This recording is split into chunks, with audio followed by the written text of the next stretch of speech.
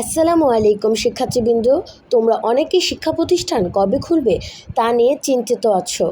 এই বিষয় নিয়ে আমাদের শিক্ষামন্ত্রী নওফেল যা বললেন, চলো আমরা একসাথে শুনি। এখন আমাদের প্রথম যেটা অগ্রাধিকার সেটা হচ্ছে উচ্চ মাধ্যমিক পরীক্ষার যে প্রক্রিয়াটা, সেটাকে যাতে করে আমরা চাই যে সেটা পুনরায় আবার যাতে করে শুরু করা যেতে পারে উচ্চ মাধ্যমিক, সেটা সেই পরিস্থিতি এখন পর্যবেক্ষণ করা হচ্ছে।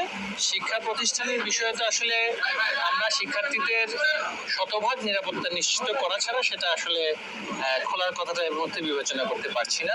উচ্চশিক্ষা প্রতিষ্ঠান যেগুলো আছে সেগুলোর জন্য আলাদাভাবে ভাবতে হবে কোন প্রক্রিয়ায় কিভাবে শান্তিপূর্ণ সহাবস্থানের কথা বলা হচ্ছে, নিরাপত্তার কথা বলা হচ্ছে, সেগুলো তো আগে নিশ্চিত করতে হবে। এখন তাড়াহুড়ো করে খুলে দিয়ে আবারও অরাজকতা করাটা, সেটা যেমনি করে আমরা চাচ্ছি না কেউই। তো প্রিয় শিক্ষার্থীবৃন্দ, তোমরা তো শুনতেই পেলে আমাদের বর্তমান শিক্ষামন্ত্রী কি বললেন।